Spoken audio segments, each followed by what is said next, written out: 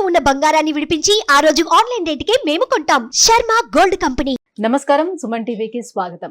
ఈ డిసెంబర్ మాసం ద్వాదశ రాశుల వారికి ఎలా ఉండబోతుంది, ఈ ద్వాదశ రాశుల్లో నవగ్రహాల సంచారం ఎలా ఉంది, ఎటువంటి ఫలితాలని ఈ రాశుల వారికి అందించబోతుంది, ఈ విషయాన్ని తెలియజేసేందుకు మనతో పాటు ఉన్నారు ప్రముఖ జ్యోతిష్య రత్న, జ్యోతిష్య చక్ర వైభవ నిపుణ డాక్టర్ రాళ్లపల్లి రవికుమార్ గారు.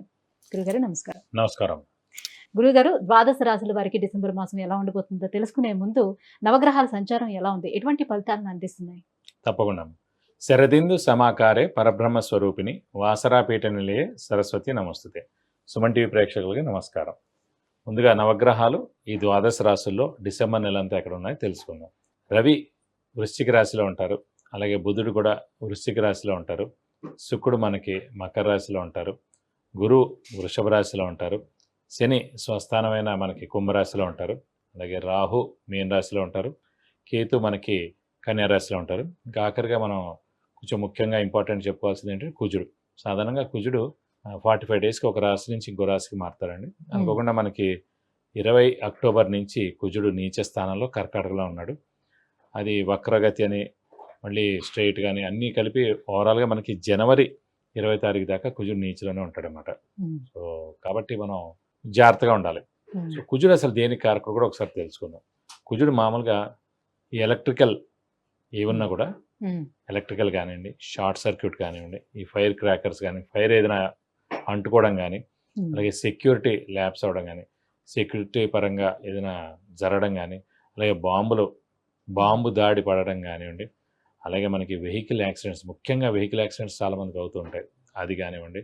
అలాగే పోలీసులు వాళ్ళు కూడా అనవసరంగా ఫైరింగ్ జరగడం, పోలీసులు కూడా కొంతమంది చనిపోవడం కానివ్వండి, అంటే వాళ్ళకి చాలా గాయాలు అవడం కానివ్వండి, ఇలా అన్నీ కూడా జరుగుతుంటాయి. అంటే కుజగ్రహం బాగలేకపోవడం వల్ల జరిగే మామూలుగా కుజుడు రాహుతో కలిసిన, కుజుడు నీచలో ఉన్న ఇవన్నీ జరుగుతాయండి. అలాంటి కుజుడే ప్రస్తుతం గోచారీత్యా మొత్తం ప్రపంచం అంతా కూడా కుజుడు మార్స్ అనేవాడు నీచ స్థానంలో ఉన్నాడు. మనకి జనవరి 2025 21వ తారీఖు దాకా నీచలో ఉంటాడు. కాబట్టి అప్పటిదాకా మనకి ఖచ్చితంగా ఇలా ఇవన్నీ ఈ ఫీల్డ్లో ఎవరైతే పనిచేస్తున్నారో సెక్యూరిటీ రిలేటెడ్ కానివ్వండి, అలాగే ఇండస్ట్రీస్లో వర్కర్స్ కానివ్వండి, ఫ్యాక్టరీస్లో వర్కర్స్ కానివ్వండి, అంటే వర్కర్సే కదా ఈ ఇంజిన్స్తో వాటి దగ్గరగా ఉంటారు. ఎక్కడైనా సరే ప్రొడక్షన్ జరిగే చోట వర్కర్స్కి ఇలాంటివన్నీ జరిగేందుకు అనవసరంగా వాళ్ళకి క్షతగాతులు అవడం కానీ, యాక్సిడెంట్స్ అవ్వడం కానీ, నా కాలు చేయన ఇబ్బంది అవ్వడం కానీ, ఇవన్నీ కూడా జరిగేందుకు అవకాశాలు అనమాట. కాబట్టి కుజుడు నీచలో మటుకు ఖచ్చితంగా మనకి జనవరి 2025 వరకు ఉంటుంది. కాబట్టి కర్కాటంలో ఉన్నటువంటి ఈ కుజుడి ప్రభావం ఏ రాశుల మీద ఎక్కువగా ఉంటుంది? దాని ప్రభావం ఎక్కువగా మనకి కర్కాటక రాశి, మెయిన్గా సింహరాశి ప్లస్ మీన రాశి. ఎందుకంటే కర్కాటక రాశికి యోగకారకుడు అయ్యాడు, మనకి సింహరాశికి యోగకారకుడు అయ్యాడు, అలాగే మీన రాశికి యోగకారకుడు అయ్యాడు. కర్కాటక రాశి కంటే పంచమ దశమాధిపతి అయ్యాడు, సింహరాశి కంటే చతుర్థ భాగ్యాధిపతి అయ్యాడు, మీనానికంటే ద్వితీయ భాగ్యాధిపతి అయ్యాడు. కాబట్టి ఈ 3 రాశులు మటుకు జాగ్రత్తగా ఉండాలి. గురుగారు, ధనుసు రాశి వారికి డిసెంబర్ మాసం ఎలా ఉండబోతుంది? తప్పకుండా అమ్మ. ధనుసు రాశి అనగానే మనకి మూల 1, 2, 3, 4 పాదాలు, పూర్వాషాఢ 1, 2, 3, 4 పాదాలు, ఉత్తరాషాఢ 1వ పాదం. ఈ నక్షత్రాల సమూహం మనకి ధనుసు రాశిలోకి వస్తుంది. ఈ రాశి వారికి శని బలం పరిపూర్ణంగా ఉంది, రాహుకేతులు కూడా పర్వాలేదు, యోగిస్తారు. గురువు మటుకు 6వ ఇంట ఉన్నాడు వీక్గా.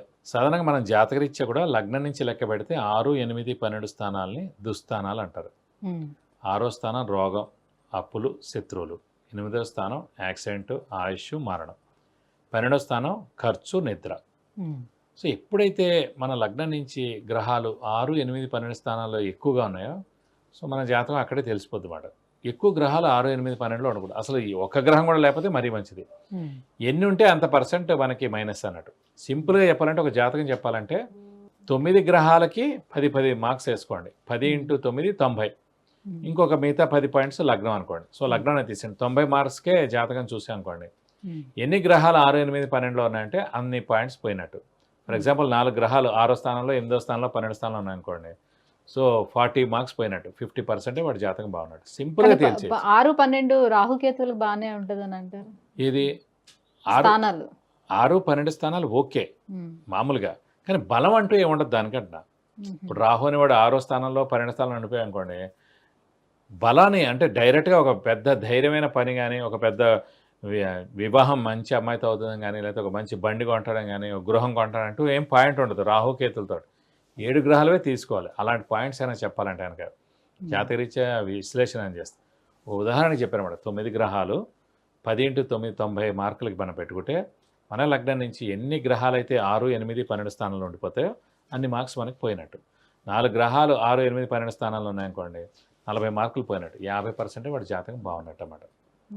ప్రొవైడెడ్ ఒకవేళ 6, 8, 12 స్థానాలు అయినా కూడా వాళ్ళ స్వస్థానం కానీ ఉచ్చగాని అయితే పర్వాలేదు, 5 మార్క్స్. అలా జాతకం విశ్లేషణ చేయాలి. ఫర్ ఎగ్జాంపుల్ ఇప్పుడు ధనుసు రాశి వాళ్ళకి 6వ స్థానంలో గురువు ఉన్నాడు కాబట్టి మేజర్గా ధనుసు రాశి అధిపతే గురువు. ఇప్పుడు మన సొంత ఇంటికి మనం ఎలా అయితే నిప్పంటించామో, మన ఇంట్లో ఎలా అయితే మనం ధైర్యంగా కూర్చుని మాట్లాడతామో అది వేరే. అలాగే మన రాష్ట్రాధిపతి 6వ స్థానంలో ఉన్నాడు అనుకోండి, బలం లేనట్టమాట. ప్రతి దానికి కష్టపడాలి, కష్టపడితే కానీ పనులు జరగవు. అలాగే గురువు అనేవాడు ఏంటి, జాతకరీత్యా దైవబలం దైవానుగ్రహం కూడా అతనే కారకుడు. అలాంటి గురువు కూడా 6వ స్థానంలో ఉన్నాడు. సో దైవబలం తక్కువగా ఉంది, హార్డ్ వర్క్ తక్కువగా ఉంది. ఇక అదృష్టం తీసుకుంటే కనుక అదృష్టకారకుడు రవి, భాగ్యాధిపతి. అలాంటి భాగ్యాధిపతి అయిన రవి మటుకు మనకి అది కూడా వ్యయ స్థానంలో ఉన్నాడు, ఖర్చు స్థానంలో ఉన్నాడు. సో మనకి డబ్బు ఖర్చు, హెల్త్ ప్రాబ్లం, మాట పడడం కూడా జరిగేందుకు అవకాశం ఉంది.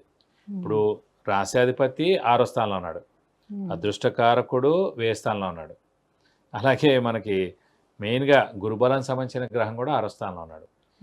కాబట్టి మనకి బలం చాలా తక్కువగా ఉందన్నమాట ధనుసు రాశి వాళ్ళకి. చాలా మిశ్రమంగా ఉంది, బాగా జాతకరీత్యా గురువు మంచి ప్లేస్ లోనే ఉంటే కనుక ఇదంతా అందులో కొట్టుకుపోతుంది. 60% కొట్టుకుపోతుంది అందులో. ఆల్రెడీ జాతకంలో మీనంలో కానీ, ధనస్సులో కానీ, మన కర్కాటకంలో ఉచ్చలో కానీ గురువు ఉన్నా కూడా, లేకపోతే 6, 8, 12 స్థానాలు లేకుండా ఇంకెక్కడున్నా కూడా గురువు చాలా బాగున్నట్టు అన్నమాట. సో ప్రస్తుతం గోచారీత్యా గురువు ఇక్కడ వీక్గా ఉన్నా కూడా జాతకంలో బలంగా ఉంటే కనుక దాని యొక్క ఫలితాలు ఇస్తాడు. కనీసం దీని యొక్క దోషమైనా పోతుంది. గురుగారు, స్టోన్స్ విషయానికి వస్తే ఇక నీలం స్టోన్ గురించి చెప్పండి. నీలం అనగానే మనకి శనికి సంబంధించింది అన్నమాట. సో ఇది చాలా జాగ్రత్తగా వేసుకోవాల్సిన స్టోన్ అండి. అందరికీ పడదు, 99% అందరూ కూడా పెట్టుకోకపోవడం ఉత్తమోత్తమం. ఎందుకంటే నీలం ఎప్పుడు పెట్టుకున్నా కూడా సాధారణంగా యాక్సిడెంట్ జరిగేందుకు అవకాశం ఉంది. శని ఆరోగ్యకారకుడు, ఆయుష్కారకుడు. ఆరోగ్యం కన్నా కూడా ఆయుష్యే ఇంపార్టెంట్ శనికి. అలాంటి శని పడంది మనం పెట్టుకున్నాం అనుకోండి, యాక్సిడెంట్ జరిగేందుకు అవకాశం ఉంది. సింహ లగ్నం వాడు ఉన్నాడు, రవికి శనికి పడదు. సింహరాశి కానీ సింహ లగ్నం వాడు కానీ వాడు అసలు నీలం పెట్టుకోకూడదు. అలాగే మేష లగ్నం కానీ, వృశ్చిక లగ్నం కానీ, మేషరాశి కానీ, వృశ్చిక రాశి వారు కానీ, కుజుడు అధిపతి అయ్యాడు. సో శనికి కుజుడికి పడదు, వాళ్ళు అసలు నీలం పెట్టుకోకూడదు. కాబట్టి అందరూ కూడా మెజారిటీ పీపుల్ నీలం పెట్టుకోకుండా ఉండడం ఉత్తమం. బాగా హెల్త్ సమస్యలు ఉన్నాయి, ఇది విపరీతమైన యాక్సిడెంట్స్ అవుతున్నాయి, లేకపోతే ప్రాబ్లంగా ఉంది లైఫ్ అనే వాళ్ళని చూస్తే అది కూడా జాతకరీత్యా బాగా చెక్ చేసి ఆ జాతకంలో శని నీచలో ఉన్నాడా, 6, 8, 12 స్థానాల్లో ఉన్నాడా అని చూసి అప్పుడు పెట్టాలి. అలాగే తులా లగ్నం కానీ, వృషభ లగ్నం కానీ, వృషభ రాశి కానీ, తులా రాశి కానీ, వీళ్ళకి యోగకారకుడు శని అయ్యాడు కాబట్టి వాడు కావస్తే నీలం పెట్టచ్చు, అది కూడా జాగ్రత్తగా చెక్ చేసి పెట్టుకోవాలి. కాబట్టి నీలం కానీ, కెంపు కానీ, పగడం కానీ, డైమండ్ కానీ, ఇవి 4 కూడా చాలా జాగ్రత్తగా చూసి పెట్టుకోవాలండి. అయితే చాలా ఇబ్బందులు ఎదుర్కోవాల్సి వస్తుంది. గురుగారు, మరి ధనుసు రాశిలో ఉన్నటువంటి ఉద్యోగస్తులు కానీ, వ్యాపారస్తులు కానీ ఎలా ఉండబోతుంది? వ్యాపారస్తులు కానీ, ఉద్యోగస్తులు కానీ, వ్యాపారస్తులకైతే మిశ్రమంగా ఉందండి. అంటే వ్యాపారస్తులకి గురువు చాలా బాగుండాలి. అంటే గురువు ధనకారకుడు కాబట్టి, సో గురువు 6వ స్థానంలో ఉన్నాడు కాబట్టి బలం లేదు కాబట్టి వ్యాపారస్తులు మిశ్రమంగా ఉంది. చాలా జాగ్రత్తగా వ్యాపారం చేయాలి, కొత్త వ్యాపారం స్టార్ట్ చేయొద్దు, అలాగే ఎక్స్పాన్షన్ జోలు కూడా వెళ్ళొద్దు. అలాగే ఉద్యోగస్తుల మటు బాగుంది. ఆ రాశిలో ఉండేటువంటి ఎవరి పేరు మీద వేరే వాళ్ళు చేసినా కూడా ఫలించదండి. అంతే అండి, పేరు వీళ్ళదే ఉంటుంది, డబ్బు వీళ్ళదే ఉంటుంది, షాప్ పేరు వీళ్ళదే ఉంటుంది, చెక్ వీళ్ళ పేరే ఉంటుంది, ఆ జీపే వీళ్ళ పేరు మీద ఉంటుంది. మెజారిటీ అన్నీ కూడా వీళ్ళ పేరు మీద ఉంటుంది కాబట్టి వీళ్ళదే వర్తిస్తుంది. అలాగే ఉద్యోగస్తుల మటు బాగానే ఉంటుంది. ఎందుకంటే 3వ స్థానంలో శని ఉన్నాడు కదా, శని ఉద్యోగకారకుడు, ప్రొఫెషన్ కారకుడు కాబట్టి ఉద్యోగస్తుల మటుకు చాలా బాగుంటుందని చెప్పుకోవాలి. సో ఓవరాల్ గా అయితే గురుబలం చూసుకున్నట్లయితే చాలా తక్కువగా ఉంది. ఓకే, సో వాళ్ళ జాతక రీత్యా ఒకవేళ గురుబలం బాగుంటే 50% వరకు బాగానే ఉంటుంది. జాతరీత్యా వాళ్ళకి గురువు చాలా మంచి స్థానాలు ఉంటే బాగున్నట్టు, 50% దోషం అంటే ఇందులో పోయినట్టు. ఇంకా ఎలాంటి పరిహారాలను పాటించుకోవాలంటారు? అయితే వీళ్ళు కూడా ధనుసు రాశి వాళ్ళు గురువుకి సంబంధించిన పరిహారం చేస్తేనే మంచిది. అంటే ప్రతిరోజు దత్తాత్రేయ స్వామి అష్టోత్తరం చదువుకోవడం, ప్రతి గురువారం దత్తాత్రేయ స్వామి టెంపుల్కి వెళ్ళి 40 ప్రదక్షిణాలు చేస్తే చాలా మంచిది. ఇంకా వీలైతే కనుక గురువుకి 16,000 సార్లు జపం చేయించి ఒక ఎల్లో లుంగి, 1000 రూపాయలు వర్త్ గోల్డ్ ఐటమ్, అలాగే శనగపప్పు కేజీంపో దానం ఇస్తే కనుక దోషం మొత్తం తొలగిపోతుంది. విద్య, ఉద్యోగం, వివాహం, ఆరోగ్యం, ఐశ్వర్యం, వాహనం, విదేశీయానం, వీటన్నిటి గురించి తెలుసుకోవాలంటే కింద స్క్రోల్ అవుతున్నటువంటి నెంబర్కి కాల్ చేసి గురువుగారి అపాయింట్మెంట్ పొందవచ్చు. గురుగారు, ధనుసు రాశి వారికి డిసెంబర్ మాసం ఎలా ఉండబోతుంది, ఎటువంటి పరిహారాలను పాటించుకుంటే వీళ్ళకి బాగుంటుంది, ఈ విషయాలన్నీ తెలియజేసినందుకు ధన్యవాదాలు. నమస్కారం.